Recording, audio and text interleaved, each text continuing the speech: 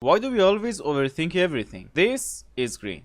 He has been staring at his phone for an hour. Guess what he's doing? He wants to send a simple message to his friend, but he can't press the send button. He isn't sure if the message is good enough. It's just a simple text, but he's sweating over it. So why do we always overthink everything? Let's explain. Part 1.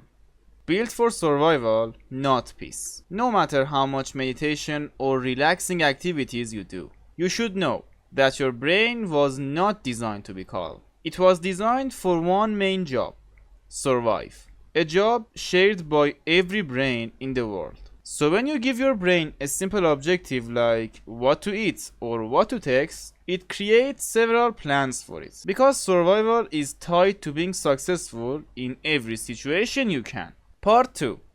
Born to think, forced not to. Imagine you are in school. The teacher says 5 times 2 is 10.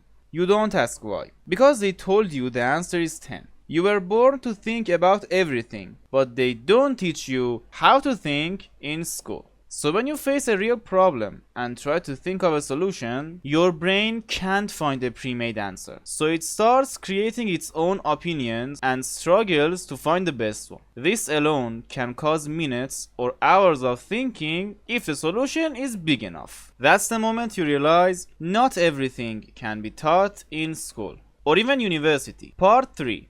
Making the wrong choice. Perfectionism is the best poison your brain can use. You can't see the future. No one can. But your brain refuses to accept this. It wants everything to go in your favor. So it fears making the wrong choice. By the way, Green is still looking at his phone, and his brain is still stressed about what to send, because it doesn't want to choose the wrong choice. Part 4. Replaying the past to fix the future. Your brain stores your past failures. They sit in a huge warehouse in your head. But are they even useful? The brain has 2 ways to use them. The first way is to look at them again, note the mistakes, and learn how not to repeat them. But there's a second way too. Imagine Green goes to bed to sleep. The brain ends its shift for the day and wants to watch some TV. And what's a better movie than replaying your past failures again and again? That's the moment you realize you're going to stay awake until morning. So how can we fix this? There are many ways to fix this problem, but here are the easiest ones. First, limit your choices. Start by removing the ones you can't control. If you don't have full control, then why think about it? Second, give the decision the exact time it deserves. Not more, but it can be less. You shouldn't think more than 10 seconds for a simple text. Third, if the decision is big and you need more time, try walking while thinking.